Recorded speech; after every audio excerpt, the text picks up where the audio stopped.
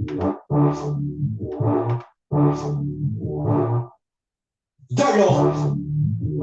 it's easily. Give them right here for them haters. What's up, boy? I see you, nigga. Yeah. This one right here gonna piss a lot of niggas off. But it also might help you step the game up. You know what I'm saying? Look at it as a gift and a curse. Yeah. It's something in every verse, man. Easily. Let's go. Still trapping, but you suck at rapping. Probably known in the hood, but you ain't what's happening. Got some suckers on the corner and a few on the block. Got your head pumped up, telling you that you're hot. Your hands buy rocks, they don't buy no records. Be around when you up and you get down in the second. If your light twinkle out, they gon' disappear. You be the only motherfucker left standing here. That's why I turn myself around and don't depend on shit. You call it all in this biz, in this game of shit. Mind you, I said biz, what you thought this was. Just getting fucked up and the performance. What's up? If you seek that there, you can get it how you live. But how it be wild. Most niggas on the roster, they pay for their spot. 6 minutes, get your rhyme tight and get your ass out. Some of y'all just don't get it. A lot of y'all ain't never gonna get it. Get made it drop. I already did. And most of y'all ain't never did shit. Some of y'all just don't get it. A lot of y'all ain't never gonna get it. Get made it drop. I already did. And most of y'all ain't never did shit. Dropped out of school in the damn 9th grade. What I learned before I left was to go get paid.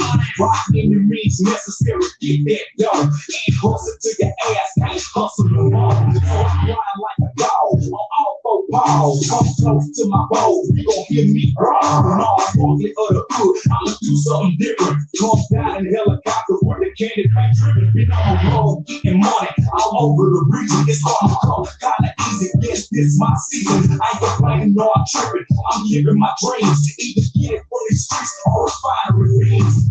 Yeah, nigga. I'm a rapper, my fool. See me on BT and holla, yes, they do. He was out on the block with a box of CDs, pushing mixtape like he was moving in cheese. Some of y'all just don't get it. A lot of y'all ain't never gonna get it. Get made it drop. I already did. And most of y'all ain't never did shit. Some of y'all just don't get it. A lot of y'all ain't never gonna get it. Get made it drop. I already did, and most of y'all ain't never did shit, man. A lot of these dudes, they don't wanna grind. But most of these dudes, they all wanna shine. Saying niggas don't help them, boy, help yourself. How the fuck you sit around with somebody else? I got pulled by a horse and I drug that oath. Wasn't certain back then, but I was so for sure. Wasn't selling book tickets, or they don't no more. One time I lied, yeah, I had to go scope, but not no more. Cause I roll with the kings, make it do what it do. Plus I got my own thing, I'm the ultimate hustler, you the ultimate buster. Let me piss off a customer, have them all discussing. The burn CD, it sound like trash. It ain't desktop, man, it ain't no blast. Step your name up, homie, and get on your grind. Stop running back mine and get your ass off the pine. Some of y'all just don't get it. A lot of y'all ain't never gonna get it. Get made it drop. I already did, and most of y'all ain't never did shit, bitch. Just don't get it. Y'all ain't never gonna get it. I already did it, and most of y'all ain't never did shit, bitch. Welcome back to the Trio Cast, man. It's your player partner, Easily. What y'all thought about that record right there, man? Huh? What y'all thought about that record right there, man? I'm just trying to ask a question. What y'all thought about that record, man? Okay, I see Zay Sanchez say he feeling that country rap tune. What y'all thought about that record, man? Huh? If you got ears, tell me what the fuck am I supposed to do? Jesus Trevino say that bitch was fire flamed up. Zay Sanchez say 100. Is me and my mechanics the only motherfuckers in here chopping it up tonight? Or is somebody else motherfucking watching but just ain't talking? Get your funk ass out of here, nigga. Get your funk ass out of here, nigga. Scared to type ass niggas. That shit over with. The name of this video is really Where It At. And the thumbnail of this video was not really supposed to be the thumbnail that you see. You see what I'm saying? I don't know if that makes sense. You know what I mean? Let me know if that makes sense. Yeah. The thumbnail that you see was not supposed to be that thumbnail. You know what I mean? I had a mistake go on. I was busy, listen to me, right? I was busy doing multiple things and I was setting up one live for Wednesday because I confirmed a guest. I was trying to cook my dinner. I was trying to get to the gym. I was trying to take phone calls. I was trying to do a whole lot of things all at one time. And so before I knew it, it was almost time to do the live. And I looked at the thumbnail and I seen that $5 from Mr. Maine, and he say, "Long live the legendary Pimp C, Mama West, Pops, UGK for life. Much love and respect to the entire UGK for life trio family. Long live Princess." Yeah. You know what I mean? I'm gonna go and put that up on the screen because I fumbled the ball when I was repeating that there. Yeah, so I had a lot going on, and basically the thumbnail that I chose, it was almost the same color of the thumbnail that I intended to choose, but in reality, I chose the wrong thumbnail. We already did that video talking about why they be trying to leave a nigga out, but because I made a mistake, I'm gonna tell y'all just a little insight about what was going on. Okay, I want y'all to open up your ears, get your cotton balls, and get your goddamn Q-tips and clean all that goddamn funk and gunk out your goddamn ear, because the shit I'm about to tell you right now, you want to hear it. Mr. Maine, I ain't seen you in a while. Let me see, man. Happy birthday to legendary Queen Trio Mama West. Yeah, man. I think we celebrated Mama West B-Day on the 12th, I believe, man. But yeah, so the thumbnail that I posted, I'm going to tell you why I roasted when I posted and have a toast to it once I get through. I was on the treadmill doing my little thing. Who remember? I was on the treadmill doing my little thing, and two people pulled it to my attention. I'm gonna tell y'all what it is. Two people pulled it to my attention. They were saying that the way they brought it to me, ass backwards. They say, "Look, man, did you see this?" And what they showed me was somebody made a post about the Pimp C biopic. I don't know if you say it like this, but let me say it the way I say it. The Pimp C biopic. Yeah. But I think you're supposed to say biopic. So they brought it to me saying that somebody was doing a pilot for Pimp C biopic.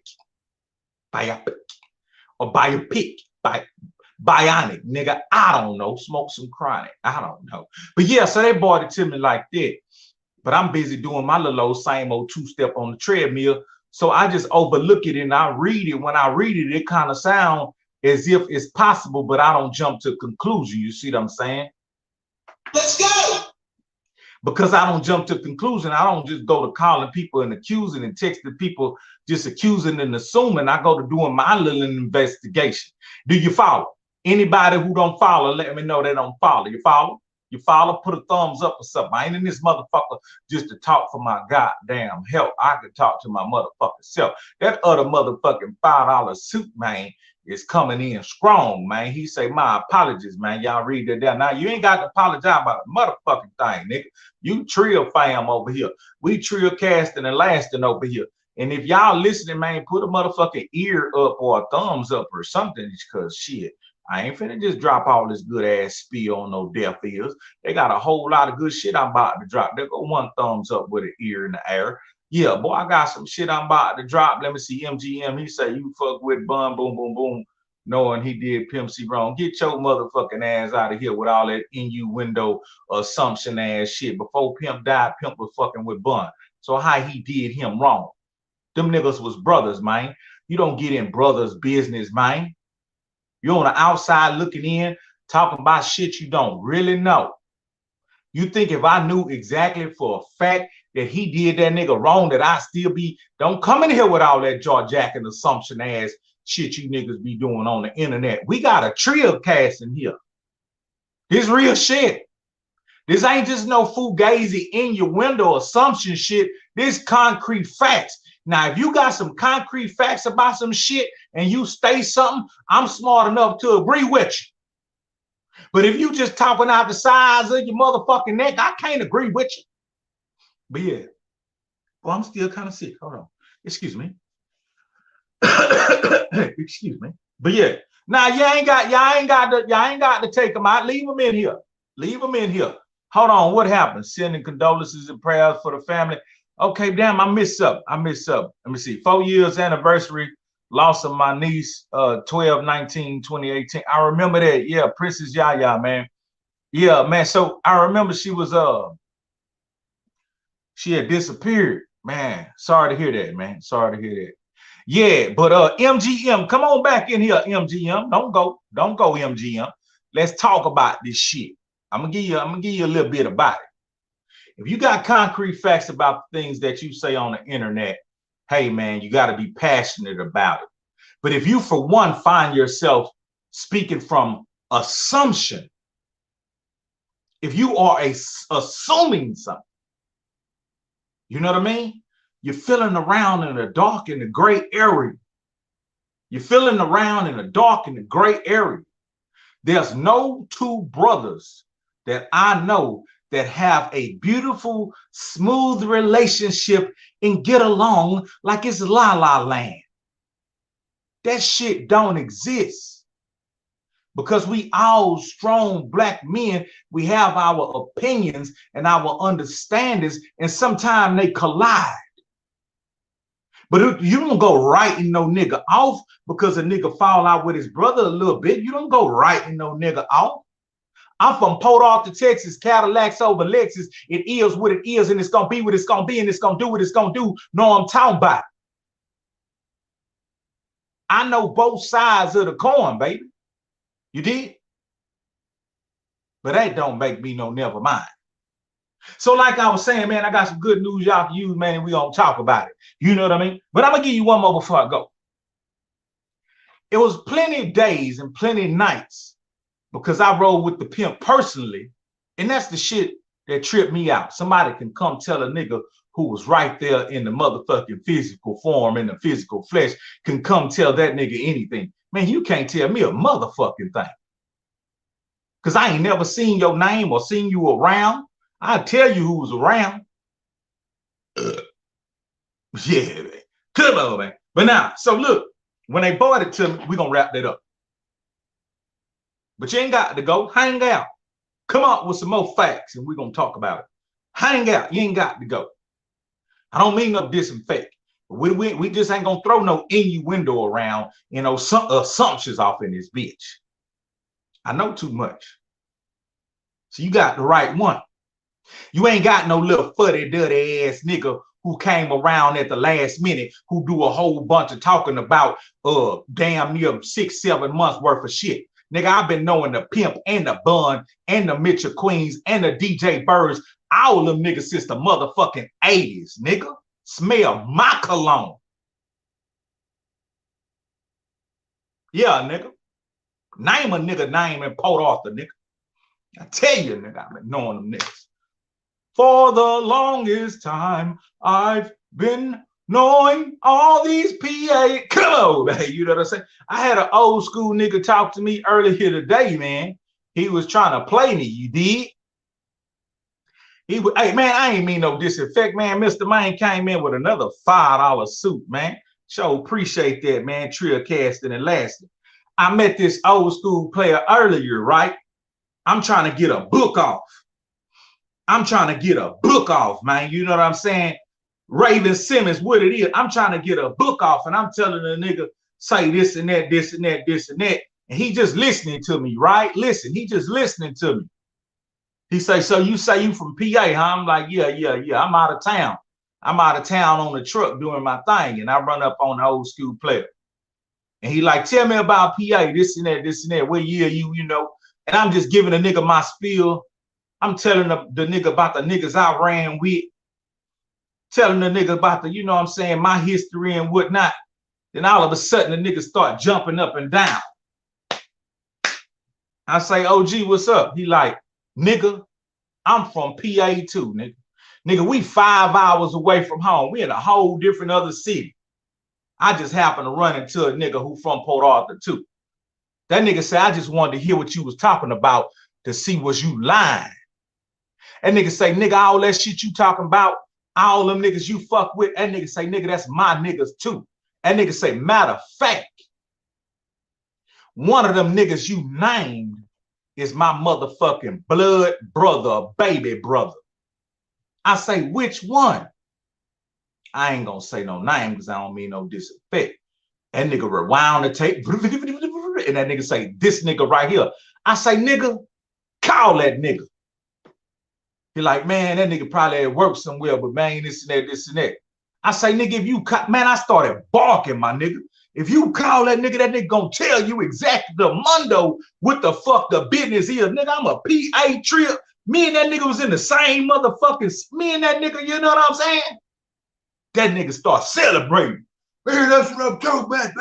They need real niggas out here like you. Nigga, how much that motherfucking book is? I say, nigga, give me 25, nigga. Give me 25 from my hand to your hand. That nigga say, man, sign this bitch. We couldn't find no Sharpie. I'm like, man, look, you PA nigga, man, I'll see you again somewhere, one man. I'll sign you one, whatever. Go to the website. I put the nigga on game, man. The nigga hugged me like I was his blood brother, man. But I got to tell you why I'm saying that. I could have been a fugazi nigga down, just bumping my gums, talking about some shit, just trying to sell a nigga a Pimp C book, talking about shit I don't know, talking about shit that I'm assuming, but I'm talking about shit that's concrete motherfucking facts. And while I'm talking about concrete facts, the old school niggas started celebrating. You know why? Because it felt good on the inside. Only a nigga who was present can relay certain details about shit, can speak about certain shit without missing a beat because the nigga was present. And that's what brought that old school nigga out of his character, who at first was mean mugging me. He really just was trying to see what my spit was about. And when that nigga heard my spit, and my spit was legit, that nigga said, I wish I had more money. Nigga, I would have bought 2 of them motherfucking books. I say, nah, OG, you good with the one. And Daryl, if I said that nigga brother name, you will start jumping up and down. That's how close this PA shit is, nigga. Ask this nigga Daryl, any given moment, any given day, if he couldn't call me on the phone and get me or pass by my house and see was I there, he knew where to go to find me. Where was I? At Mama West's house. How often? Almost every fucking day. Not only were we doing business, we were doing personal life. Going to the grocery store, going visit her mama, bringing her to go see Pimp in Prison, going to Houston, doing shows, doing this, eating good food, living, loving, being family, nigga. Well, I got my fingers twisted up. It just feel good. It just feel like something to do. I don't represent nothing. I ain't in nothing. You know what I'm saying? Nanu, yeah, nigga, nanu, nigga. Yeah, nigga. Don't let that internet get up on you, nigga. That internet will get up in you. But yeah, so when you come to like a channel like this, you're actually on a very, very unique platform. I want you to really understand it. And I'm not talking to you, I think your name was De Niro. I'm just talking in general to whoever will come by this video. When you come by this channel, you are on a very, very unique platform. Reason being, I'm an actual, real, live, underground fucking trill legend. Not by my right, by the observation of the public who's witnessed my conduct, who's witnessed my history. If you Google my motherfucking name, so much shit is gonna pop up. You're gonna think this shit can't be true. Look how young he looked. Look how good he looked. You ain't gonna say that unless you're a bitch. Look how good he looked. Look how trill he is. Look how accessible he is. But he's done all this, and it keeps going higher and higher and higher. He's rubbed shoulders with this. I want you to meet my girlfriend. Her name is Penny. Say hi, Penny. I'm going to eat her kagogi pretty soon. I'm going to pull her fucking hair. Yeah, bitch. Yeah, oops. God damn, I done ripped the bitch hair off. Yeah, I'm going to pull her fucking hair and eat her kagogi. Yeah, man. So you're on a very neat, unique grounds. It's like when you go to like the Oklahoma and they tell you like you're on like some very historical grounds, you know, that certain chiefs conducted business on. Chief White Buffalo, nigga. I'm like Chief White Buffalo, nigga. Woo. Listen, my nigga. From the era I'm from the way I'm connected to everything, there's not another individual such as I.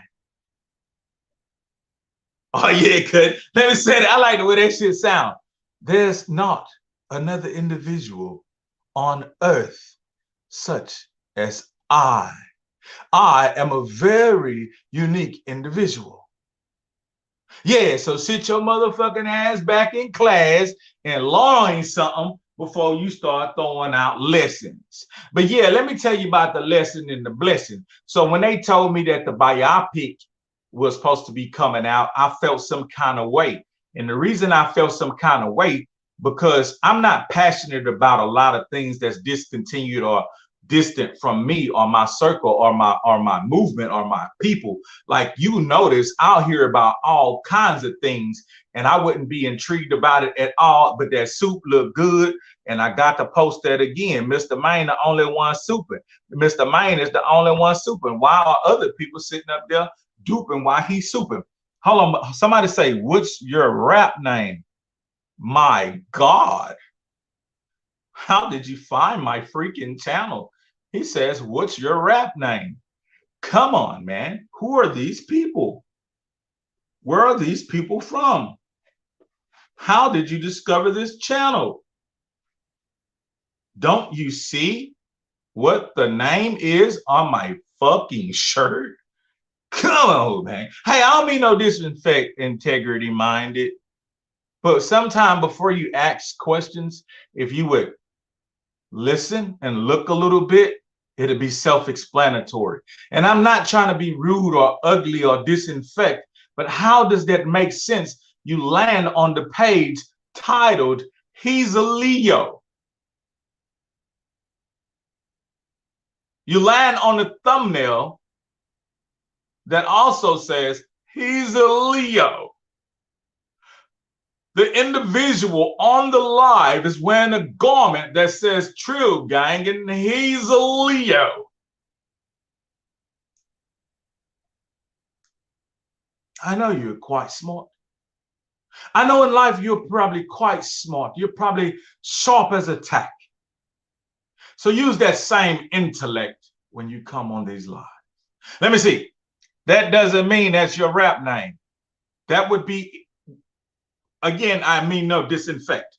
That would be idiotic branding, marketing, and promotion to brand everything he's a Leo. Then my rap name becomes Grandpa. I'm going to brand everything he's a Leo. then my actual rap name would be Grandpa. That doesn't make fucking sense, integrity minded. And I don't mean any disinfect. I'm open for an exchange. If you'd like to throw a few slugs at me because maybe you feel offended, I can take it. But we have to make sense here. We're talking about sensitive content, real, trill content that can't be emulated, can't be duplicated, and cannot be imitated. There's not one individual on this earth who can sit on this throne and talk with so much confidence about this content unless he's actual, factual. Because just so as you came to these comments and said whatever you wanted to say, anybody who felt I was full of shit, lollygagging and bullshitting could come in here and also say he's a liar. But Zay Sanchez let you know what that $5 soup look like, man. Let's get it, man. Let me see. I don't feel offended. I asked a sensible question. I can agree, because when you want to know something, always feel free to ask a question. But also being gamed up, coming from where we come from, one of our rules and mottos is to sit back and call peep game. Sit back and peep game. And sometime the inquisition you may be thinking of will be answered before you even ask the question. Tell him, man, say, man, that nigga royal to the motherfucker. You see how that nigga tone change? That nigga start talking like Prince Henry the motherfucking third. And the nigga sitting on a whole throne. And the nigga got a gold gauntlet, man. Come on, man. He don't get no trillion to this. He got a gold gauntlet. He don't even drink out of, man. Yeah. But like I was saying, so let's get back to bit. Oh, yeah, that nigga got, hold on, man. Nigga got some other shit right here, man. Just to remind you, let you know what the fuck going on. Put you in the mindset of where you need to be while you on this motherfucker. I am a king. Yeah, come on, man. Yeah, the nigga that switched the whole game up, man. I'm glad you're not offended because I don't mean no disinfect. But the nigga that switched the whole game up, nigga that came out the trio had pulled out the gold gauntlet, man. Take a picture of this shit. Take a screenshot of this shit, nigga. You'll never see no shit this motherfucking trill again on the internet. Come on, man. Yeah, say, but like I was saying, all right, let me get back to the story at hand. Let me get back to the lecture at hand. Basically, they contacted me while I was on the treadmill and they was like, hey, do you know anything about the Pimp C biopic? Somebody told me that the proper way to pronounce it would be biopic. Well, the hood way for me to pronounce it as King Leonidas is biopic. So I said, no, I don't know anything about it, but I'll do some research because you are close to my passion. You dig? I was very close to Pimp C for the past 2 years when he was about to pass away, 2 years prior. So once he passed, 2 years beyond, no, 2 years before, I was with him damn near every day. I was with his mother years and years prior, spending very personal, intimate time. Me, her husband, little Corey, as he was a little tot, and Edgar the dog, and Sadie the dog. You got to be throwback if you know by Sadie the dog. You see?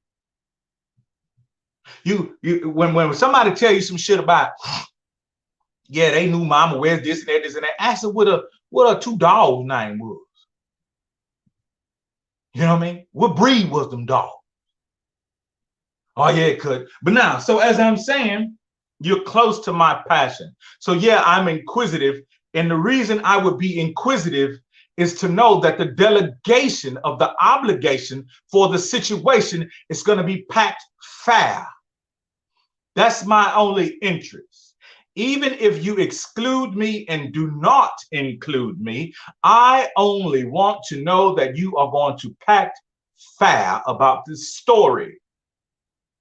And like I said in a previous live, what makes it advantageous that you speak to an individual such as myself, I am not inferior about any other members that was around. So when you come to me, I won't stand in front of the door. And when you ask, well, who else was included? I won't close the door. I will open up the door and I will send you thus far and tell you, holler at him, holler at him. Also talk to her, also talk to him, also, because I can't give you the whole story. I can only give you bits and particles. I can give you the early 80s when I met these individuals, the early 90s when I've known these individuals, and then the early 2000s when I became a part of the fold and was around these individuals. And I learned a lot. I thought I moved intricate already because I'm a street nigga and I've been amongst different circumstances and situations. But when I was able to move in a circle of the underground kings, that sharpened my game even more. Because now you're talking about some seasoned vets who traveled in and out of different cities, different states, and now different countries. So you learn to move just a bit different. But coming from the bottom, you move different from the jump. You sit different when you go to a restaurant. Your head is on a 360-degree swivel. You are very observant. You're highly sensitive. You're highly sensitive to sound, tone, body language. And you always pay attention to hands. Where are those hands going? What are their hands doing? Are they reaching? These are survival instincts that kick in when you come from a natural environment, a natural habitat that's prone and filled with violence. If you've never been around the ghetto, if you've never been to the ghetto, if you've never hung in the ghetto, don't bring your ass over there. You know what I mean? Just don't bring your ass over there. You know what I mean? I'm just saying, Vice the hood, this, that, you know what I mean? What? Don't be no late bloomer. Oh no, cut. Don't be no late bloomer. Cause them boys will run a flim flam on your ass so fast before you know it, you be buck naked, face down, ass up in an ant pile. You know what I mean? I'm just saying, man. But yeah, so when I heard about the biopic, I reached out and I made some contact with some key individuals. And because I was not being aggressive or confrontational or disgruntled, we were able to have a very mature, professional exchange. And I was given the proper information. So once I was given the proper information, we began to go into different areas of expertise and professionalism and catch up about what have you been doing lately. And I said, it's such a great thing you've asked, because I've been dibbling and dabbling in this and that and this and that, and everything I'm telling you is very legible. I mean, you can read it. And there's evidence of my conversation. So every time I speak, it's not just frivolous words. There's physical evidence of my conversation. So if you were present earlier, I played a song before the live started. If you was present, I would just like you, while I continue, to put inside of the chat, what year did I record that song? I just watched Country Slang video. Thank you very much. That's one of my first videos as an independent solo artist that I did myself. There was a lot of struggle and strife in that video. And I'm going to give you a little bit about it since we're on that. But I want anyone who heard that song to just put a year in the chat. When did you think I recorded that song? Did I record it yesterday? Did I record it today? Did I record it here, there, anywhere, or everywhere? Put the year that you believe I recorded that song if you were able to hear that song. Now, a little backstory about the Country Slang video. This was the very first video I would step out to do on my own, which I was about to do multiple videos. But I was contacted by a company out of Austin, Texas, who discovered me on MySpace. Here's another known fact. I also simultaneously was on Facebook during the time when everyone was on MySpace. But I didn't understand Facebook at the time. I didn't know what the tool would be about. And I just learned how to navigate MySpace very well. I'm talking about so well that my sausage stayed damp and Kagogi from different area codes. And I thank God that I'm not walking around with the motherfucking heebie-jeebies, baby. Come on, man. Back to the story.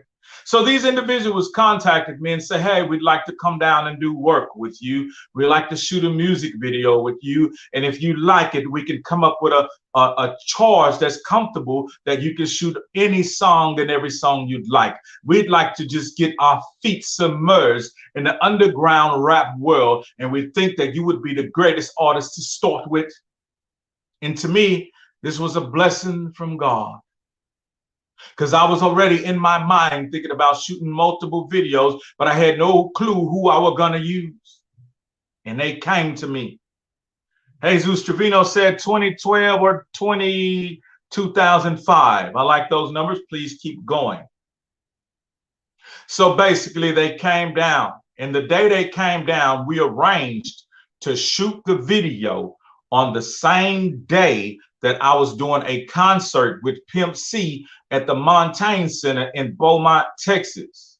The promoter was our homie, Eric Perry. I love my mind. I just love my mind. In my mind, you'll always be kind of crazy. In my mind, you always be kind of crazy, yeah. In my mind. Yeah, I love my mind because my memory. You did? So yeah, we was having this concert. I was one of the opening acts along with Vicious, RIP to my brother, Corey and Mo, different individuals, Trey the Truth, different individuals, Mr. 3, Big Bub, all sorts of individuals were there. 8 Ball and MGG supposed to be on the ticket. Who else? R&B singer, I forgot her name. It was other artists supposed to be on the ticket. The ticket had become so enormous, it almost turned into a festival. But it didn't take place that way. My brother, RIP, he also was out of prison at that time, and he was riding with me, him, and 2 white girls, and we were filming the video.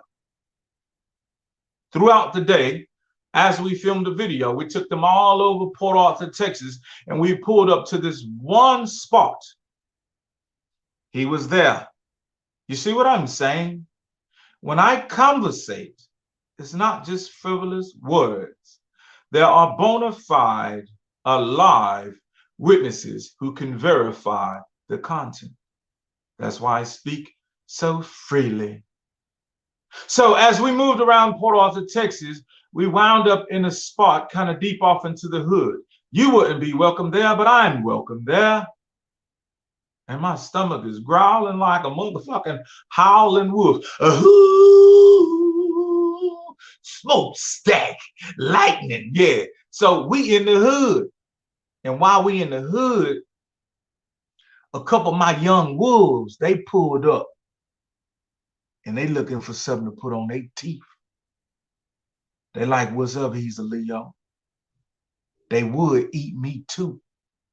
But they know I'm a motherfucking wolf, my motherfucking self. You see what I'm saying? They would eat me too. But they know I'm a wolf too. So they don't want to gnaw on me. They want to gnaw on that pack of white boys.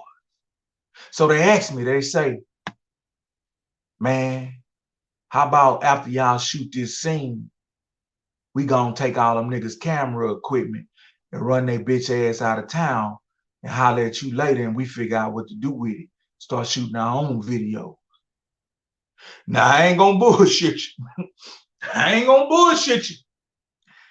That little wolf had a bright idea, man. I ain't gonna bullshit you, man. That little wolf had a bright idea. Hey, listen, my goddamn fangs went to dropping out. Oh, damn, that shit sounds good. But then I thought about it.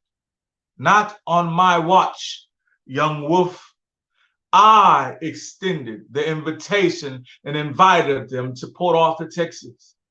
So they are my responsibility, young wolf. Please stand down.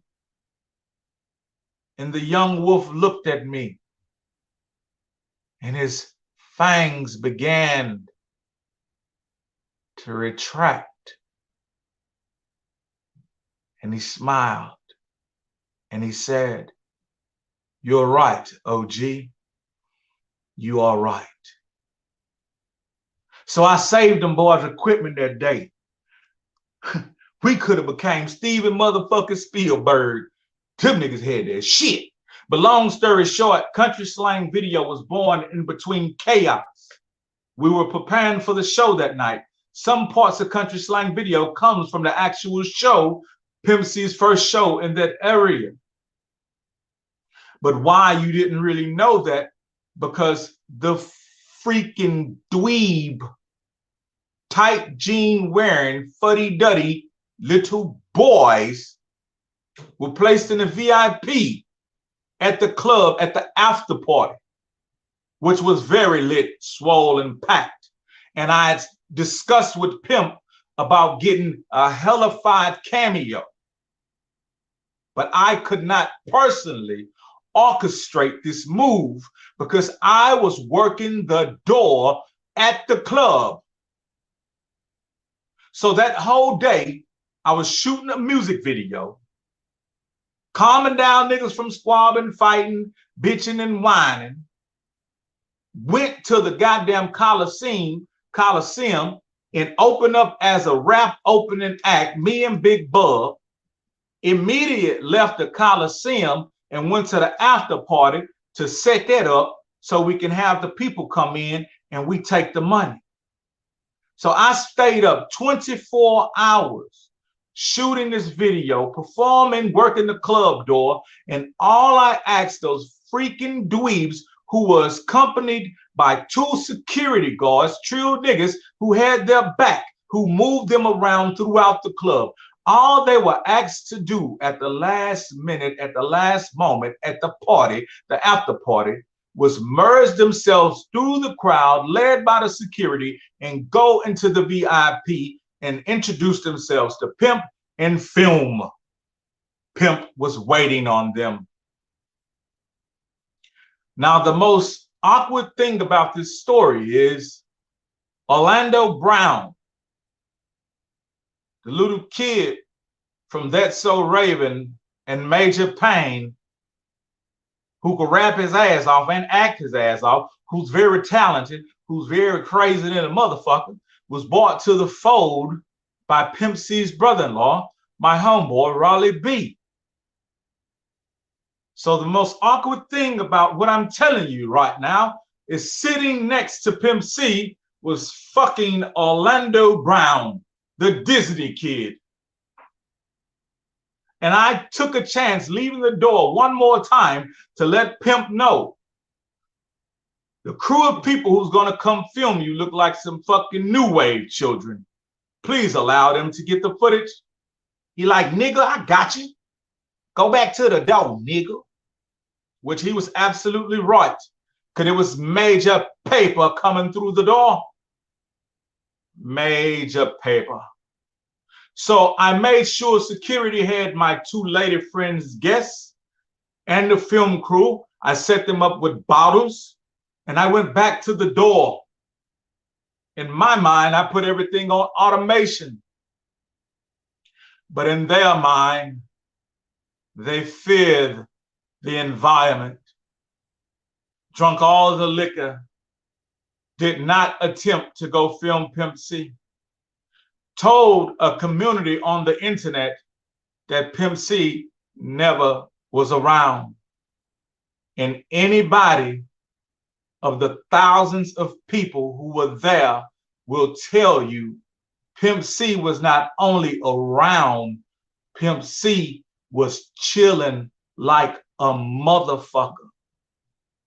So Country Slang Video would have gave you a hellified cameo of everything you saw, plus the Pimp and Orlando Brown and whoever else was sitting in that VIP. But them pussy niggas got too drunk, too scared, and left the fucking club.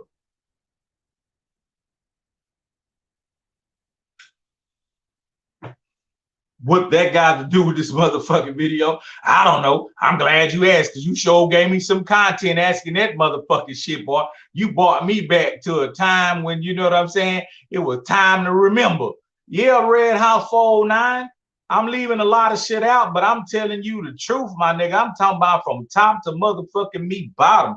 Matter of fact, let me show you something. Now, what I'm finna show you will debunk these kids running around talking about, we met this rapper who says he was this and that. He said he knew Pimp C. We never saw Pimp C. He was lying. And I'm thinking like that old school nigga on that movie, one of them Spike Lee joints, when that old school dude was telling that Vietnamese when them niggas was riding in his store, open your eyes, motherfucker. Open your eyes, bitch ass nigga. The nigga passed right by y'all, nigga. Didn't you see all the, see, that's the thing about peeping game. See, if you ain't from the hood, and it's fortunate, but it's unfortunate, because if you're not from the hood, you don't know how to do simple shit like fucking peep game.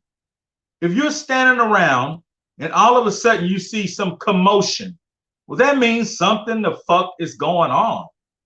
Just common sense. If you're standing around, you see a bunch of people moving, you see human beings moving in a different way, that means something the fuck is going on. Be aware.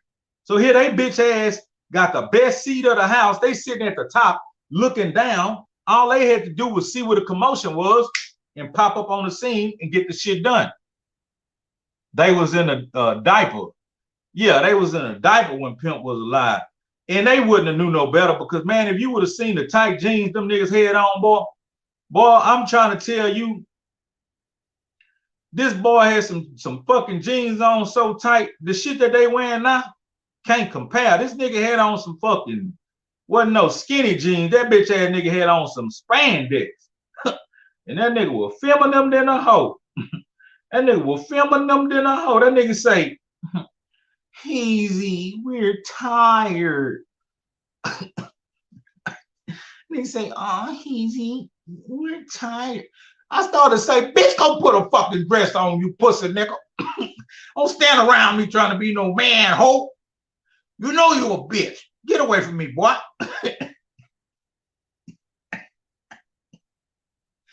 Bitch, go put some panties on. Nah, but so they did they do, and they wind up leaving. But I want to show you one thing that's gonna really, really justify and clarify and show you exactly, if he wasn't there, how did this take place? So what I'm looking for is a picture that after the whole festivities and the whole night, Pimp and I wound up in Beaumont at this hotel just talking for a minute. And the picture won't depict how tired I was, but I really was exhausted and shit.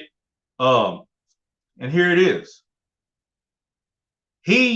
He get up late, like he got up late, like sometimes he might get up at 1 p.m., 2 p.m., 3 p.m. So if you wake up at 3 p.m., you ready to fucking party to the next day or handle business to the next day. I get up early, you know what I mean? I'm an early riser, but I want you to look at this picture. You see that picture? What does that picture mean?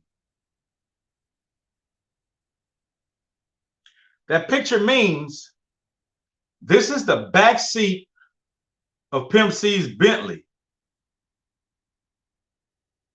You remember when he said Madrona on the door? He said Madrona on the door. You know what that means?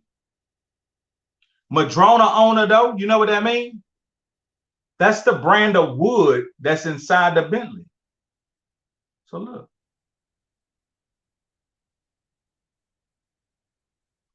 So at the end of the night,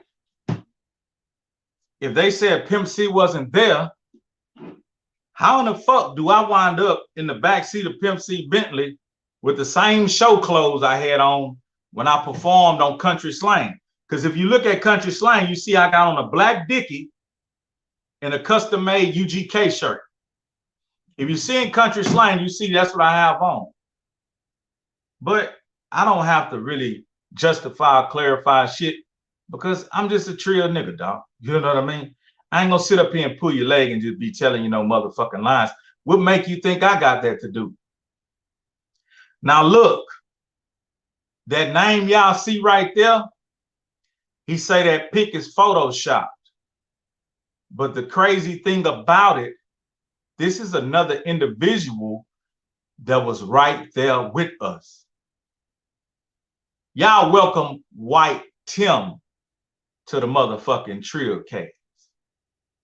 If you ever heard the name White Tim, he was the only motherfucking white boy with glasses, nerdy than the motherfucker, being himself.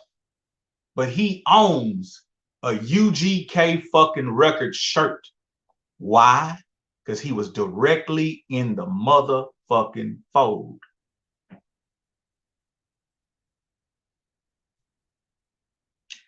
I'm just joking. I ain't Photoshop for those who don't get. Nah, you man, you good, man. Nigga, that's White Tim, nigga. Nigga, this, nigga, y'all don't even get it, nigga. That's why I like my motherfucking comments to be open. That's White Tim. That's the white guy y'all see with us walking with the gray fucking UGK shirt on with the glasses and shit. Mama right-hand man outside of me being mama right-hand man around Pimp, around the whole fucking fold from when Pimp got out and it began. White Tim, talk your shit, nigga. Matter of fact, boy, I wish you wanted to come in this hoe. If you wanted to come in this hoe, I'll put the goddamn guest link in that bitch. But yeah, so let me see. What happened to your rap career? I lived it. I've been rapping since elementary school. I was an underground artist. I wound up connecting with UGK Records in the early 2000s. We toured, we traveled, we did major shows. I appeared on TV. I sold, I can't even count how many CDs. And still to this day, I currently drop singles, which I'm about to go to the studio in the next few days to drop 2 new singles. So I lived my rap career. I'm not ashamed. I don't feel like I'm owed anything. I did things my way. And I'm proud of myself. So what happened with my rap career? I lived it. And I'm still involved. I'm still connected. I'm still respected. But I got a younger son, early 20. He's a rapper. Young Pimp C, youngest son, he's a rapper. So I'm scraping up enough motherfucking steam and keeping my name clean and getting myself together so they can have a rap career also. And I'll be instrumental in some kind of way. So what happened with my rap career is I lived it. You know what I'm talking about? I live that motherfucker. I live that motherfucker. I travel. I fuck hoes. I got money. I wore diamonds. I rode around in Cadillacs. I rubbed shoulders with all the motherfucking who's who. Nigga, I performed with this nigga, that nigga. I ate dinner with the niggas that you had posters on your wall. Fuck you talking about. I lived it, baby. I lived it. And let me tell you something. My nigga Darryl will tell you. I'm just an ordinary nigga out of Port Arthur, Texas, who was nowhere near middle class and who was nowhere near extremely poor and broke. You did? We were nowhere near middle class, but we was nowhere near extremely poor and broke. Now, at some times in life, we were extremely poor and broke, but my mama was a hustler. My mama was a hustler. She couldn't stand for that. So my mama whipped the game and hustled her ass off, owned clubs and businesses and this, here, and that there. That's where I get my motherfucking entrepreneur spirit from, Ophelia. So we came from very meager beginnings. We came from nothing. So for me to come from where I come from and go and do what I did, when I got a 9th grade education, I didn't land on Plymouth Rock. Plymouth Rock landed on me. Come on, man. I like that shit. Yeah. What else? You got the right one, baby. You was on Ferguson unit back then.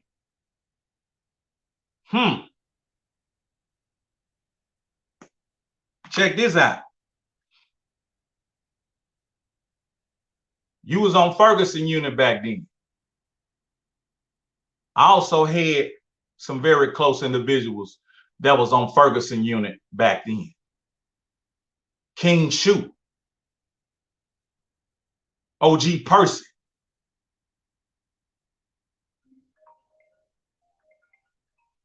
and my little brother.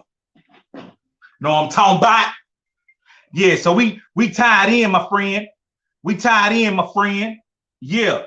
You want to see my face? I know it. I show it. Yeah, you see it, but you hiding your face. It's good though. I got you. Yeah. Get off my phone. Fuck off my phone. Fuck off my phone. Get the fuck off my phone. Yeah, blue hands, man. Come on, man. So yeah, you tied in. You tied in, man. You know what I mean? But yeah, so that's how it went down, man. And yeah, welcome White Tim. White Tim, you know what I'm saying? You got to come over here more often. You got to come talk your shit sometime, White Tim. Come just have a good time, man. That's all we doing. You know what I'm talking about? Let me see what White Tim say. Now trolling, just wanted to see if I could make folks laugh. Oh, man, you good, man. You good, White Tim. Listen, me and White Tim can tell you about that German chocolate nigga cake mama used to bake. White Tim can tell you about that baked chicken mama used to bake. White Tim can tell you about that goddamn gumbo mama used to make. White Tim can tell you about the motherfucking hotels we stayed in, the shows we went did, the planes, trains, and the automobiles. This ain't just no somebody coming by. This somebody in the immediate fold. Fuck you talking about. Y'all talk to White Tim. Shit. Goddamn. Y'all talk to White Tim. Don't just think there's just no regular night. That ain't just no regular night. That was one of my brothers. He know everything. He know everything. He tell you about the parties around the pool table in the game room. He'll tell you about when Pimp came home. He'll tell you about the bookings, the travel, the itineraries, the events. the personal time when we all were around, be it yet it was Houston or Dallas or different cities or different states. This is not just a name on YouTube. This is a physical individual who was present during the times that I speak about.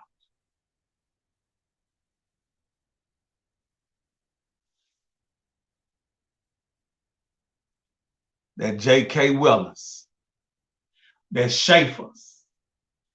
It was a time we was having a party. It was Mama West's birthday.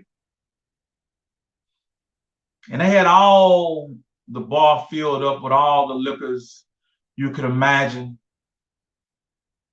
And Pimp C said, "Hazy, don't you drink beer?" I said, "Yes, sir, Chad, I do." He said, "Well, we ain't got no beer." Now I'm thinking to myself, if Chad, Pimp C, know what kind of beer I drank, there's going to be a plethora in the cooler of malt liquor beverages, and we're going to be toasting 40 ounces while enjoying Mama West's B-Day. Present at this party is only a handful,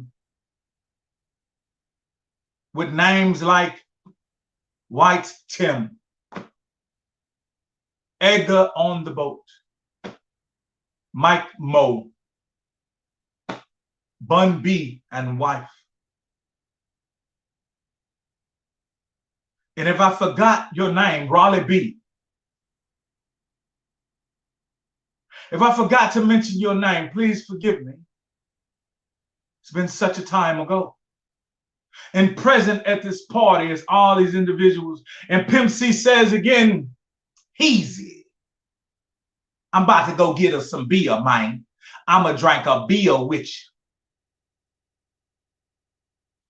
I'm thinking to myself, Pimp C is going to go to the corner store and he's going to acquire at least 12 40 ounces and place them on ice. And we're going to drink malt liquor and enjoy the party. He came back with a case of Schaefer.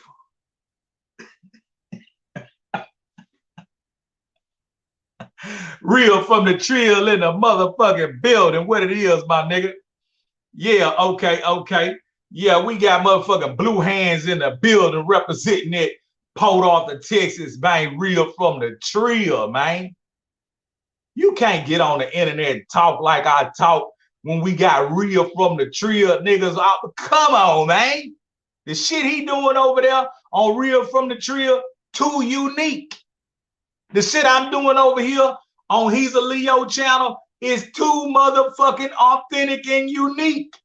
Y'all boys better go to that Real from the Trill and subscribe and be tapping in, because it ain't gonna get no more unique than this. No more authentic than this. Unless some of our other trill niggas elect to make YouTube channels and come on here and have a good time. And we'll let you know. Yeah, that's one. Yeah, that's one. You did? Now, if it ain't one, we just can't tell you that's one. We just can't tell you that's one if it ain't one. You did? Let me see. We about to take over, baby, in the trill way, baby. We on the internet streets, baby, about to take over in the trill way, baby. Hey, Real from the Trill. Somebody was just in here said they was on Ferguson and they called you Blue Hands. They said they was on Ferguson. They called you Blue Hands. Yeah. Where you at? You say you was on Ferguson during that time. Shit, Blue Hands in here right now. Know what I'm talking about? Blue Hands in here right now. But yeah, check this out. Go subscribe. So Pimp come back, man. He got a whole case of beer, man. And I'm like, damn, what a 40 ounces at? And he opened up the cooler. Ask White Tim. Matter of fact, I got that picture too. We all standing in the kitchen. Look, I got that picture too. It's from another time, but we all standing in the kitchen and shit. But Pimp opened up the cooler and started dumping some damn Schaefer's in the cooler. And I ain't trying to be choicy. But I looked up at Pimp. I say, man, what the fuck you doing with that old man bill, my nigga?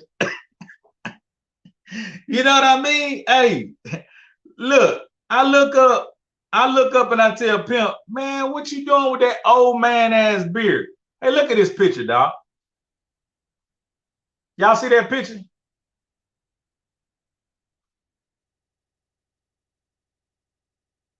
See that picture?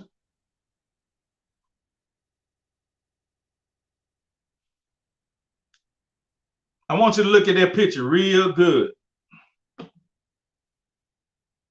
Y'all see that?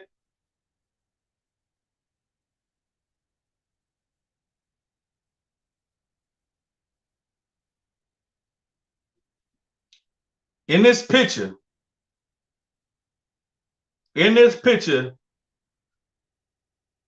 the bigger guy with the UGK Algiers shirt on is DJ Bird. That's when he was bigger. In front of DJ Bird is Pimp. Behind Pimp is Ed. On the side of Pimp is Smoke D. Next to Smoke D is White Tim. Next to White Tim is Mama West. And next to Mama West is He's a Leo. So when you see that name White Tim, just understand that White Tim was in the motherfucking fold.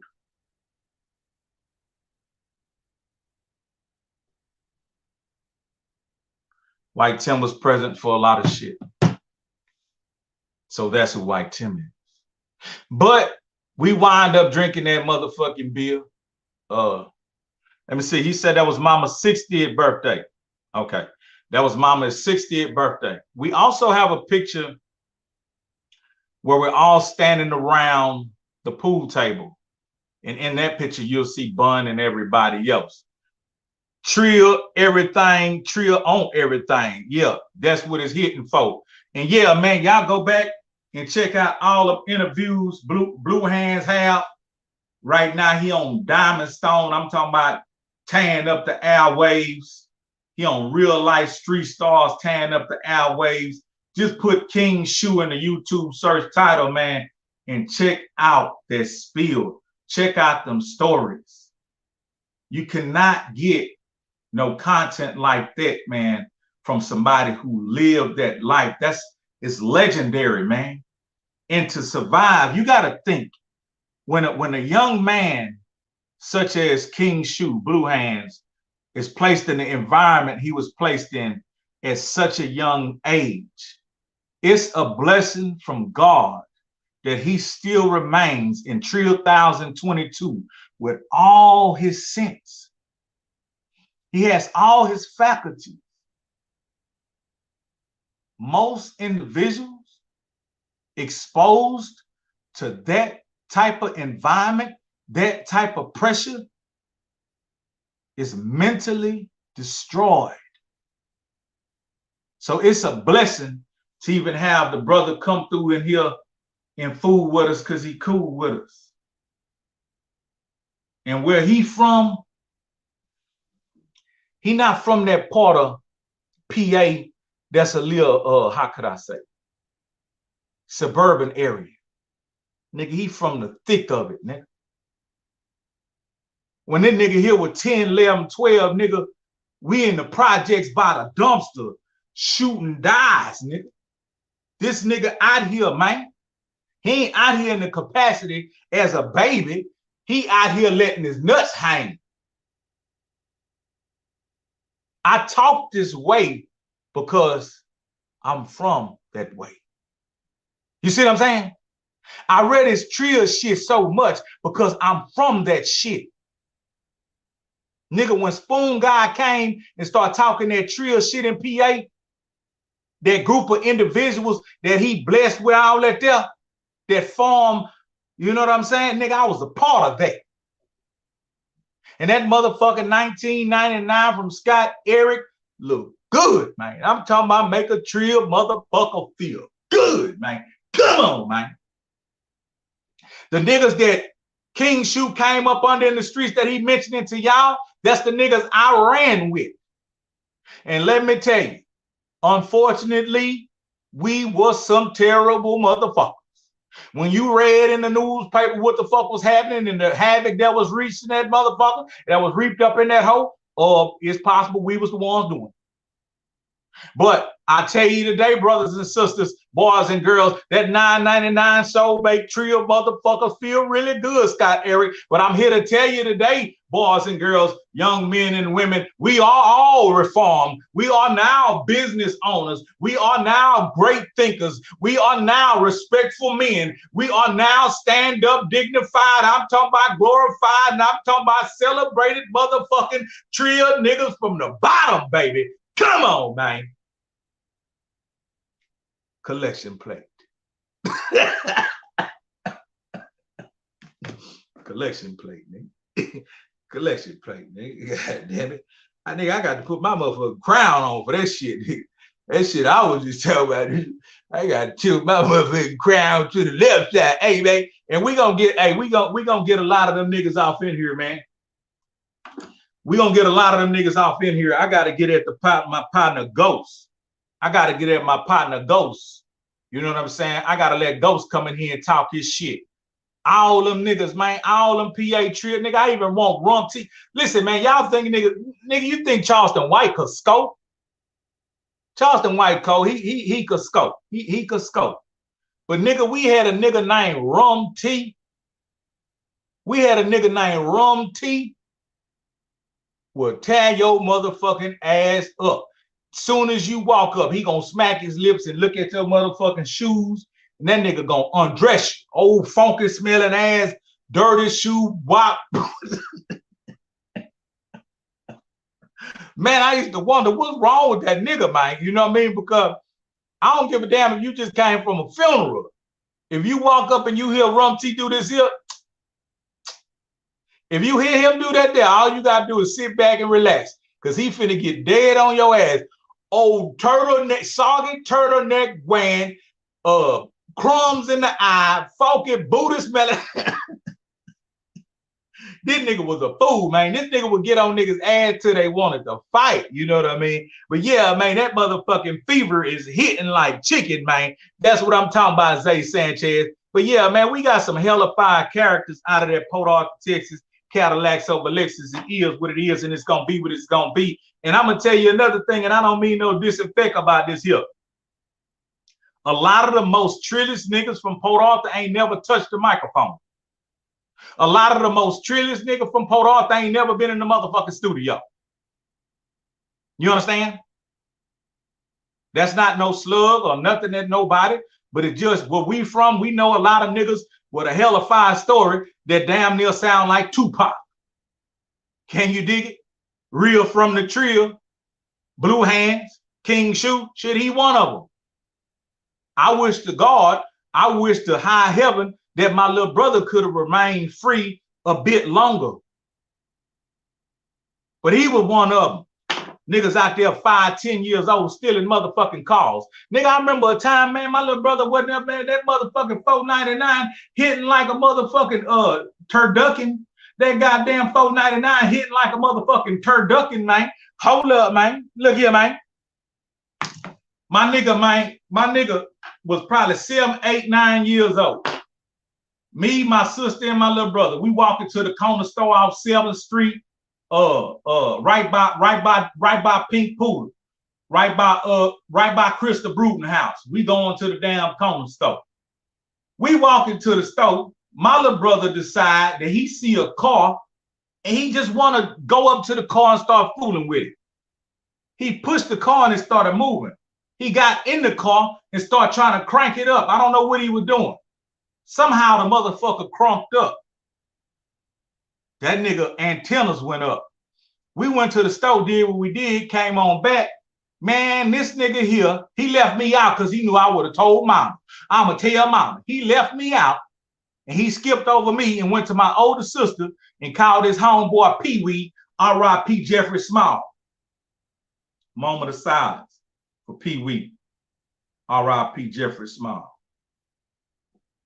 He skipped over me, go to my big sister, call Pee Wee, and them three walked back over there and got the car, cranked that bitch up. They were so young and naive, they ain't even put fuel in that bitch. But instead of going around the corner in Port Arthur, this nigga at around 9, 10, 11, 12 years old jumps on the goddamn highway and drives the car to Beaumont. Come on, man. Only niggas I knew that was like that there is King Shoe and my brother, Cartel. Now, they had some partners around their same age kind of moving like that. You know what I mean? But can you imagine the little nigga jump in the car and instead of moving around Port Arthur, Texas, he takes his show up the road. Him, Pee Wee, and my sister drives to Beaumont, goes to a goddamn party on the college grounds. You follow? I know this sounds like a cockamamie ass motherfucking lie, but I'm telling you the bona fide motherfucking truth. They drive this goddamn car to Beaumont and goes to what they call the set. They goes to some shit called the set, a party on the college ground. My sister must have knew about the set. Pee Wee probably knew about the set. They go to the set, they go to a party, they do what they do, they have a good time, they turn back around and try to drive back to Port Arthur and didn't understand, damn, the car started and the bitch broke down on the side of the road.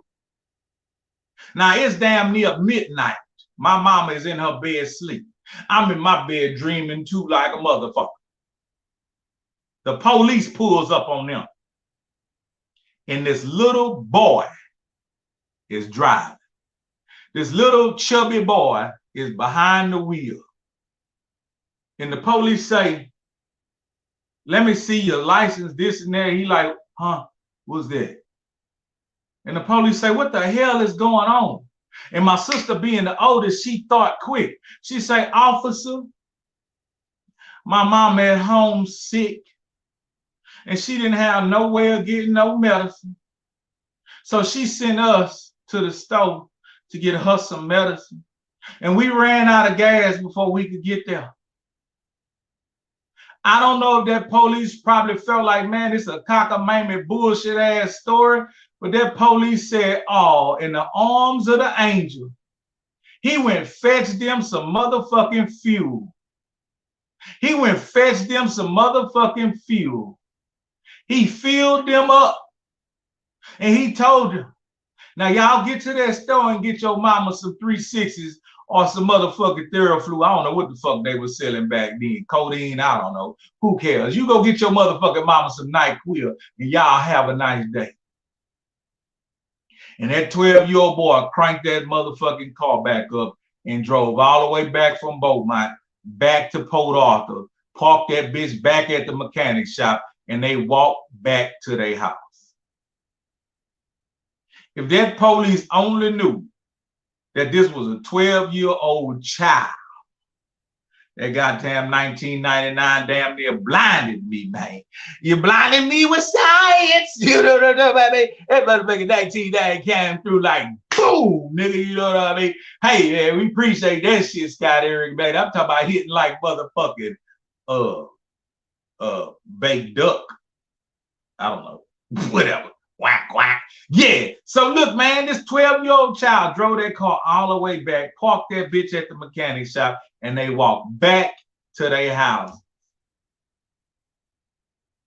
If the police only knew that there was a 15, 16-year-old in the car and maybe a 17, 18-year-old in the car, that was the oldest kids in the car. But the driver was the motherfucking 12-year-old. The one who figured, let's put this play in motion, was not the 15-year-old. It was not the 18-year-old. They were the followers. The 12-year-old was the leader. And like I said, he didn't invite me on that rendezvous because he knew I would have said, no, stop. In the name of love, before you wreck that car, think it over. Haven't I been good to you? Think it over. That's what a big brother do. See, a big brother don't. If your little brother come to you with a cockamamie ass bullshit plan, you don't go along with it. You, hey, no, stop. In the name of love, before you wreck that car, think it over. Haven't I been good to you? See, he knew I would move like that because my brother had 2 cars and we had this big old yard. We had this big old house set back far in the yard. We had this big long yard. So my mama allowed my brother to bring his extra car to the house too. And he parked that big long raggedy motherfucker across the yard. The bitch was so long it looked like a goddamn a ship. Motherfucker looked like a cruise ship. It was a big, ugly, blue motherfucker. He bought it from a nigga that was tall, nigga, bow leg named Glenn Gilbo. Nigga, boy, it was a Fury. It was a blue Fury, blue 4-door Fury with tinted windows. And that son of a bitch was long, my nigga. And he parked it across the yard, catacombed. But somehow, in some way, when my little brother was about 11 years old, we talking about cartel. Yeah, we talking about cartel. He about 11 years old. He figured out how to start this motherfucker. I'm just a little child. I'm going around the corner playing basketball, throw up, tackle, eat cool cup. I don't give a fuck about no car. Unless I'm riding with my mama and them or catching the city bus. I ain't thinking about driving no, I'm just a baby. But this nigga figured out how to crank that hoe up. And so one day, my brother go to work in his other car. My mama go to the club in her car, and she'd leave us home, you know, fuck it. She thought we were mature enough to watch ourselves, but it was pandemonium at that bitch. And she left and shit, nigga, we just there by ourselves. Then all of a sudden, I'm upstairs looking out the window. Actually, little Dara, the window would face the street and you could see the front yard. And we had a shed sitting to the side that was maroon and white. And then there was nothing but yard. And there was a concrete statue and this big blue ass Fury car sitting out in the front, catacombed. And as I'm looking out the motherfucking window, the car started rolling a little bit. I say, I must be going crazy. I must be losing my motherfucking mind because I'm imagining that the goddamn car is rolling. But then I focused just a little bit better.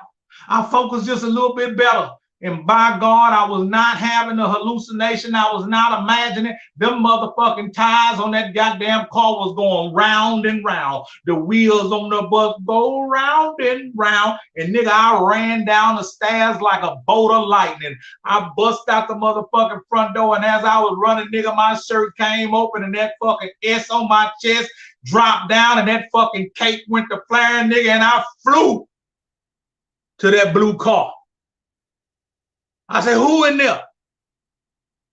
And that nigga raised the window down.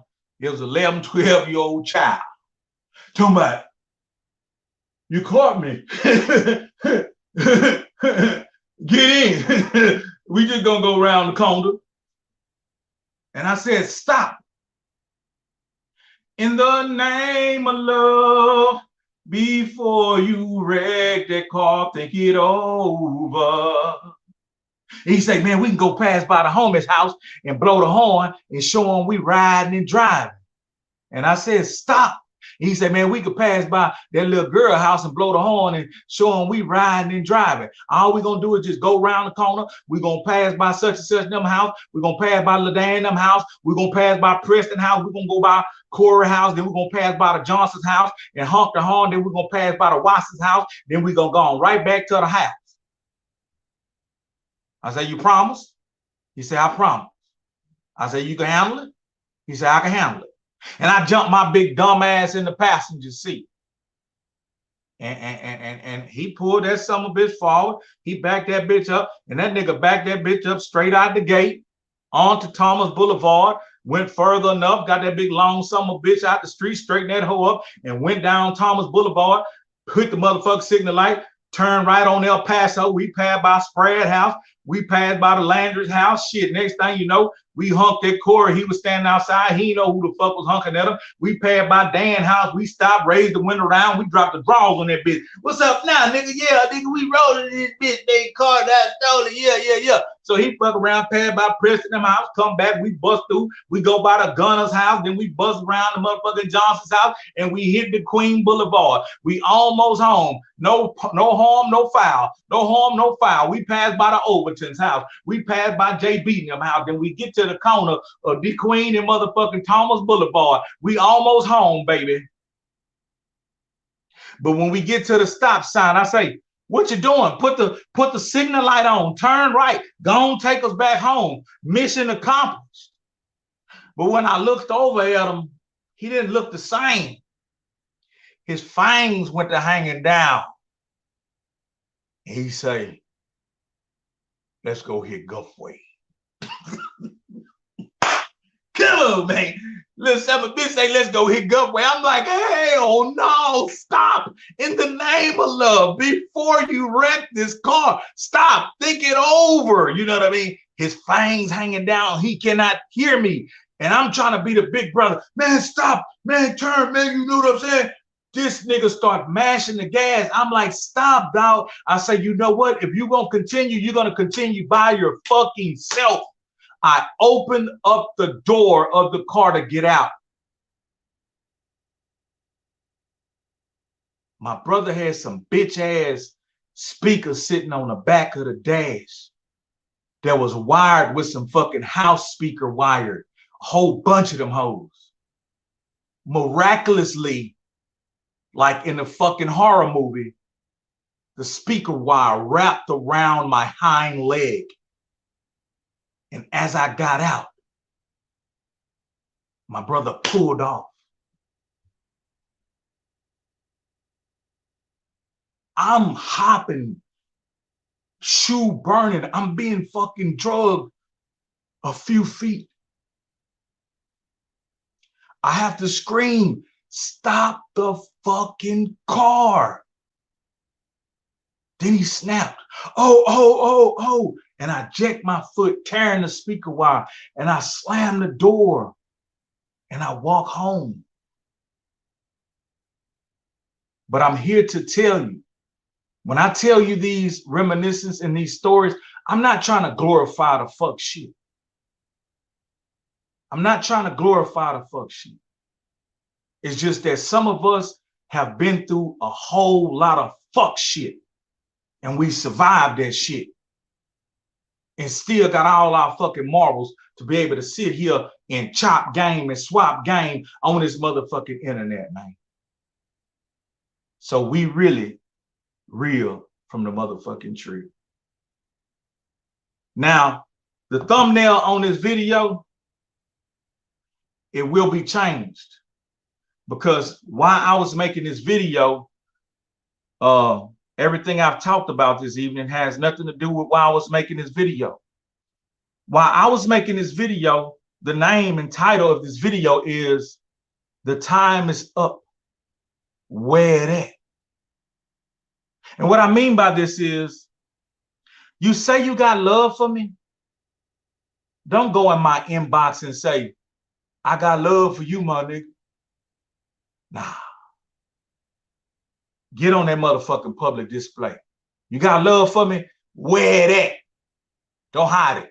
You got love for me? Where it at? Know what I'm talking about? Another thing. You say you want to see me win, right? You tell me you want to see me win. Where that support at? Where it at? Time is up. Next on the docket. You say you like my music. You say you like my music. But how many CDs you bought? How many downloads you got? Where it at? Moving right along. You say you want to see me open up more resources for myself and do other things for others. Can't do that with nothing. That's support. That's soup. Where it at? You say you a mechanic and you about 40 years old. You say you're a mechanic and you about 40 years old. Where your customers at? Where your shop at? Well, is the physical evidence that you've taken care of your business. Well, your happy customers or even your disgruntled customers, where they at? You say that you a pimp, but I ain't believing that shit. Where them hoes at? They on the internet? They on OnlyFans? Point them out. Where they at? Or you just talking? It's time up, man. Time is up. It's time to show where it at. You say you want to stop racism and you down with equal rights. Where it at? What you doing to perpetuate this? Where it at? Oh, it's time. Time is up. You say you want us to get our reparations. Get the fuck out the way and let them come on through. Let them come on through like a floodgate. Where it at? Yeah, they did them niggas wrong. They should get something. That's where the buck stopped. Yeah, them niggas got done wrong, man. Everybody done got their shit. Nigga, we ain't got shit. But left the fuck behind. Left the struggle. Given the mindset to be divided. When we the most powerful motherfuckers you could ever come across. But they know that we've been shaken and stirred like dice. They know we've been spun around and set free and say, go make it happen. What happened when you a little child and they spin you around in the circle and they tell you walk straight? You can't, motherfucker, you dizzy. You can't, motherfucker, you dizzy. So when you're looking at us, when you're looking at black people, we dizzy, motherfucker, we punch drunk. So the ones that you see making leaps and bounds, getting somewhere in life, it's really on them to reach back and grab the other brothers and say, hey, man, here's a resource. Here's a door open. Here's a couple dollars. You say you got love. I ain't believing that shit. Where it at? And we want the motherfucking reparations. Oh, yeah, I can't wait to get my motherfuckers up. I can see it now. $350,000. Oh, that's what they were talking about in California. They talking about $350,000 to every nigga in California. I can see it now, $350,000. I'm going to spend my shit in 2 swaps. Now, I'm going to spend my shit. I'm going to call Scott Eric and I'm going to say, man, how many houses I can get with this shit? Scott Eric, how many houses I can get with this shit? You know what I'm saying? That's what I need it for. I don't need it for nothing else. I don't want no rims. I don't want no grill. I don't want no jewelry. I don't want no kagogi. How many houses and land and motherfucking, or can I buy one apartment building with this bitch? Nigga, I'm gonna make my motherfucking reparations hang around until my motherfucking grandkids sitting on the throne. Fuck you talking about? I'm a nigga that always made a whole lot of something of a little beady. Nigga, I ain't never had no motherfucking record deal on no advances on no big fucking money, but my motherfucking name rang just like any other nigga name. Cause I put in the goddamn footwork till my goddamn ankles hurt. So if you got love for a nigga, where it at?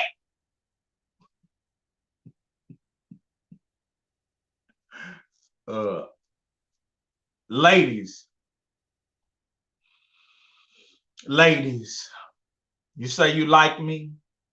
You say you won't fuck with me.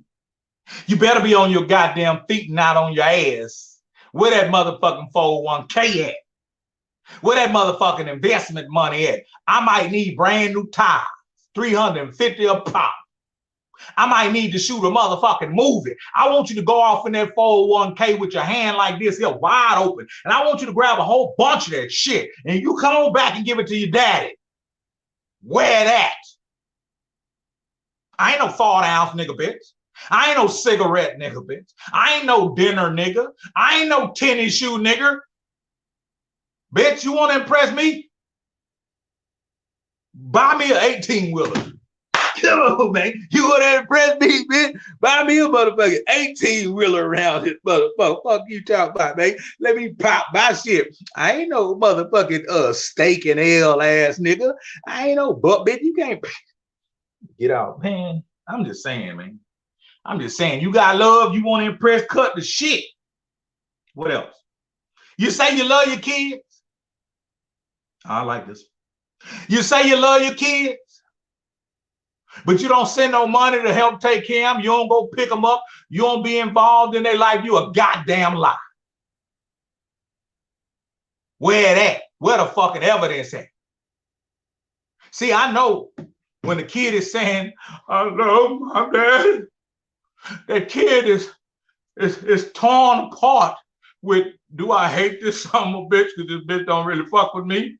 Or do I really love this motherfucker because I'm enduring this nigga will lay his life down for me? I know the difference. I know the difference. So if you say you got love for your children, turn away from the motherfucking streets and stop dedicating your life to niggas who will tell on your bitch ass and get you put in a goddamn pine box underground or a goddamn concrete cement block box above ground. And your kids got to grow up by themselves trying to figure it out, getting popped upside their head by life. If you love them, nigga, you drop all that bullshit and you stand down and you take care of that business and you guide them and you teach them. You teach them about motherfucking nutrition. You teach them about health. You teach them about wealth. You teach them about economics. You teach them about spirituality. You teach them how to be men. You teach them how to use a wrench, how to patch a tire on a bike. Get your bitch ass off that game. Get your bitch ass off that game. Put that goddamn controller down. Get your bitch ass out this house. Go drink out that motherfucking water hose. Go sweat, nigga. Go play in an ant pile. Go climb a tree. Go skin up your goddamn knees and your elbows. Go play throw up tackle. Don't come in the house when it start raining and it's warm outside. Fuck wrong with you? Oh, it's raining. It's rain. Nigga, that make a good goddamn football game. It go to raining out there and it's still warm. Nigga, the way we was raised, nigga, we stayed outside in all motherfucking weather conditions. Nigga, we had to be begged come in the house. Nigga, we had to be fetched. Nigga, we had to be hunted for. We had to be searched out. Nigga, we had to be searched out. Y'all be in the house by 6 o'clock. How about 10?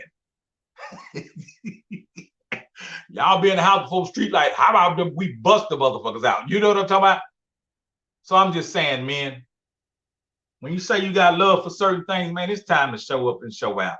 It's really over, man. Where it? You know what I mean? Let me see what else I got on the list, man. Where it, man? You know what I mean? Yeah, man. You say, hey, man, you say you a virtuous woman. I hear it, women. I know y'all ain't gonna like this one, but I got to give it to you. And some of you women gonna salute this here shit. You say you are a virtuous woman. That means a woman of standards and morality and respect. You hold your head up proud, woman, and you poke your chest out, and you poke that booty out, and you twist like you about to break your motherfucking hips. But one thing about it, not every cocksucker in the land can say they've been between them hips. Where it at? Because if you say you are, but everybody got a story about your panties, you might need to rethink that, baby. You might need to rethink that. It ain't never too late to stop being a bitch. Words of the legendary Great Pimp C. Oh, yeah, Cutting. And if you're in my inbox talking about, oh, I want to give you a couple $1,000, you are the winner, say bitch. Cash App is $HEZELEO. Where it at? But I know you're scammy, mammy. I know you're scammy, Sammy. Look here, scammy Sammy and scammy mammy. You can't pull no fucking wool over my eyes. See, you think every nigga on the internet just got on the internet, just born last night. I was born at night, but not last night. You see what I'm saying? So every time I have a conversation with an individual, I'm, again, peeping his body language. I'm peeping the tone of his voice. I'm peeping his eyes. I'm peeping where his motherfucking hands at. Where it at? All you got to do is this. All you got to do is get your bitch ass about my inbox with that bullshit, because I ain't believing. Anything that comes too easy may be scammy. Where that? But all my supporters, all my trio people that have been down with me from day one, if you ever come by this video, I'm only telling you, iron sharpens iron. We only get sharpened and we only gonna get better. We're not here to stay the same. We are here to progress. I know you see how loose this goddamn shirt is. I know y'all seen me earlier with that hoodie on making that this video, the young Heezy, but I just ate a little bit so my belly was swole. But man, I'm losing weight like a motherfucker. My goddamn shorts falling off. I got an eating regimen, man, that can't be beat. I got a workout regimen that can't be beat. I gets me a whole lot of sleep. I takes care of myself. I eat the proper amount of carbs. I eat the proper amount of protein. I eat the proper amount of fats, and I work out like a motherfucker. And thank God the goddamn green machine is, I'm talking about lasting and trucking and bucking and trio casting and motherfucking lasting round this hoe. But I'm gonna leave you with this bit of good news. Don't order a motherfucking thing till my can it come soon. Nigga, it's Christmas time. That goddamn post office look like a motherfucking mini mall. I'm not guaranteeing a bitch ass thing. I'm guaranteed if you order some shit right now, you might not get that son of a bitch until your goddamn black eyed peas and your tripe and your chitlin and your cabbage. Fuck you talking about. I'm not sending shit expedited. You order some shit right now, nigga, fuck with me in motherfucking January. You understand? Fuck with me in January. You can order some shit. It's possibility. But man, last time I went to that goddamn post office, nigga, I thought I was in hell or jail. I thought I was in hell or jail. So yeah, man, if you order some shit from Trigger Gear Diabetes, get you one of these motherfucking beautiful hats, but just don't be hitting me every goddamn day on the email or on the phone talking about when is it coming. Don't worry, it's coming. This shit is automated. I've been doing this shit for 20 motherfucking years. I started Trigger Gear way back in 1999. I should have a Nobel Peace Prize about this motherfucking time. I know that motherfucking clock is tick-tocking and ticking like a summer bitch, and that nigga been sitting up here running his motherfucking mouth the whole goddamn time. I'm gonna tell you why, brothers and sisters. This is the motherfucking art.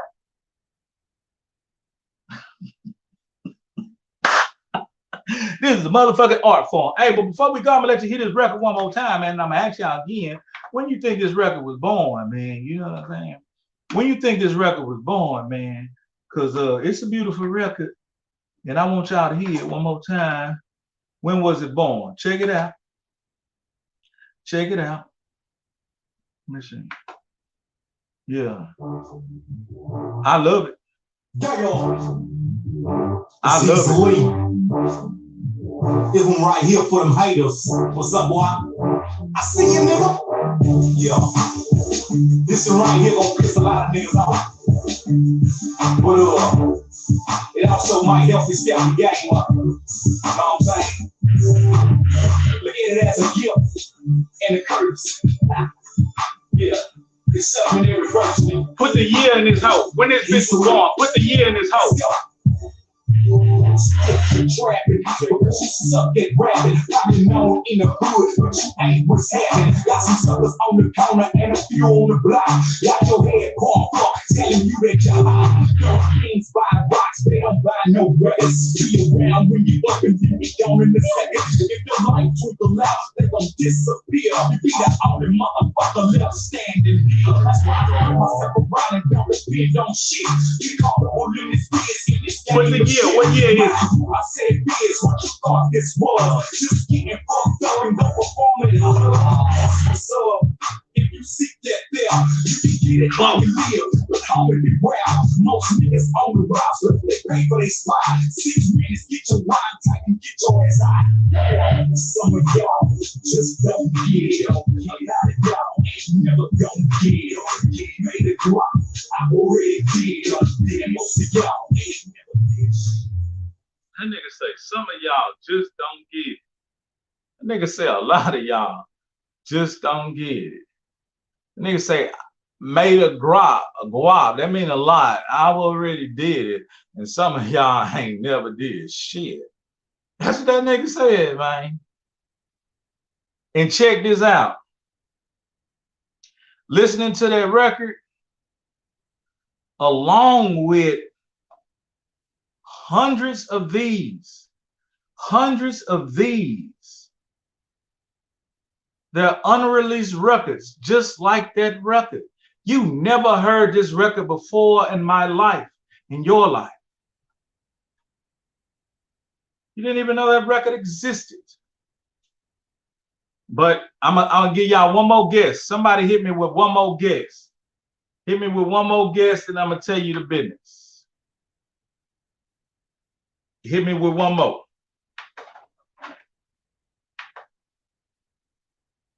And I'm going to tell you when this record was recorded.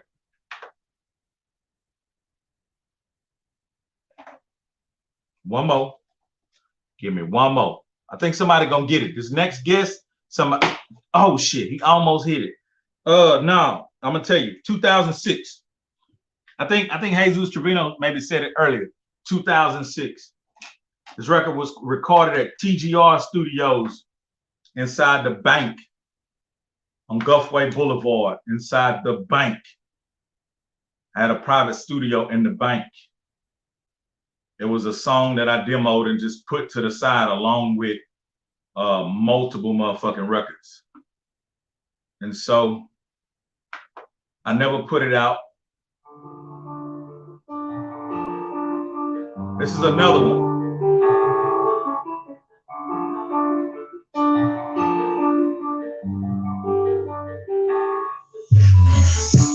I can read your mind.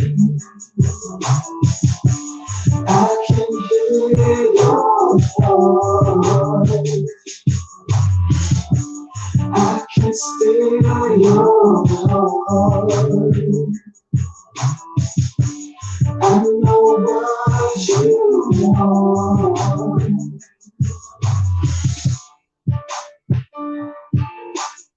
Check this out.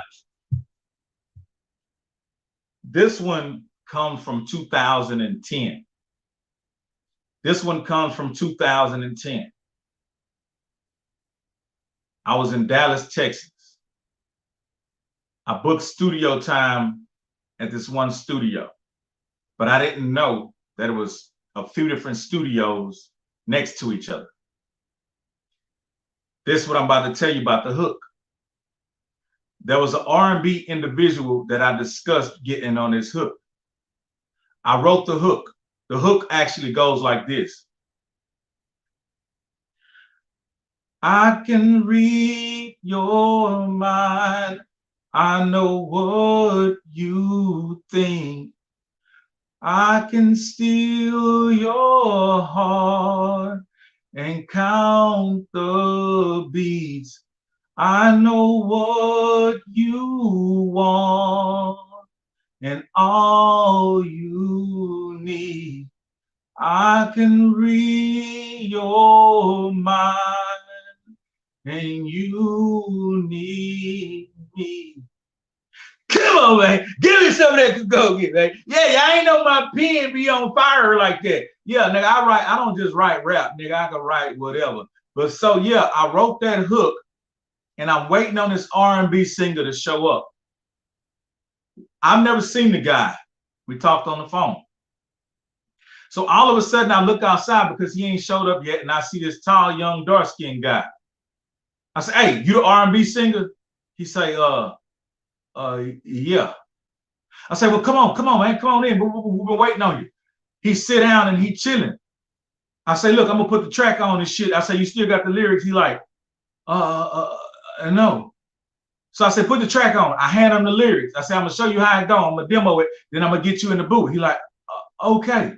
The nigga put the beat on. Tony Cadillac. He put the beat on. The kid's sitting there. He read the motherfucker. Boom, boom, boom. He like, okay, I'm ready. He go in the booth. He dropped the motherfucking hook. He left some of the fillers out. I'm like, dog, you gotta fill it in. You gotta fill it in. He like, man, I gotta tell you something. I'm like, what you tripping on? You gotta fill it in. He said, man, I gotta tell you something. So he comes out of the booth, and I say, I tell you what, I'll book some more time. I'll drop my verses, and then you'll come back and fill it in. We came out of the studio. He mixed his verses. We sat down, and the guy said, dog, who are you? I said, what you mean? He say, I'm looking for an engineer by the name of such and such. I got a session at this studio. I say, this ain't that studio. That's next door. This is Tony Cadillac's studio. He's a Leo from UGK Records. This nigga say, what? I say, what you tripping on? He say, dog, I'm not the R&B singer you were looking for. I'm going to drop a record with these guys next door. He say, I just got on a song with a guy from UGK Records. I say, yeah, I'm going to keep you on it because you sounded good, my nigga.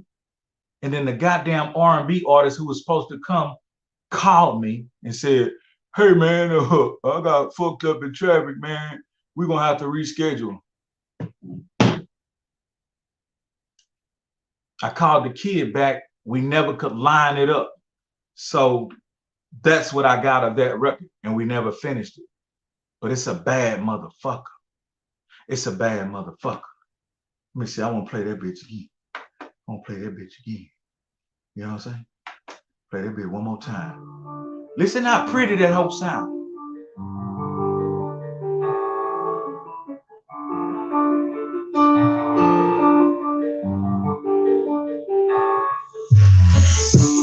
I can read your mind. I can hear your voice. I can steal your joy. I can count your beat. I know what you know. And I know all you need me. You need me.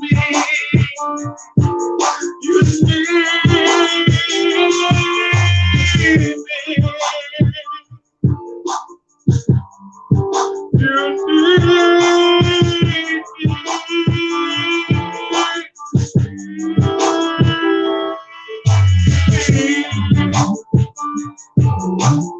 Hey man, I gotta get the fuck out of here, man. You know what I'm saying?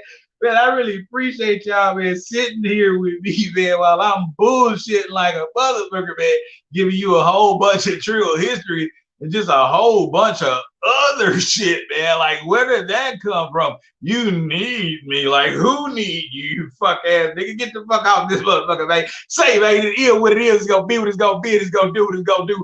No, I'm talking about this, homie. He's a Leo, man. Long live the pimp and Mama West, man. You know what I mean? Free young pimp, man. Jesus Chavito, that nigga was tripping, huh, man? Let me see that song right there. He's just doing that on the track. It's KOR, man. I'm out like, well, where is it? You need me.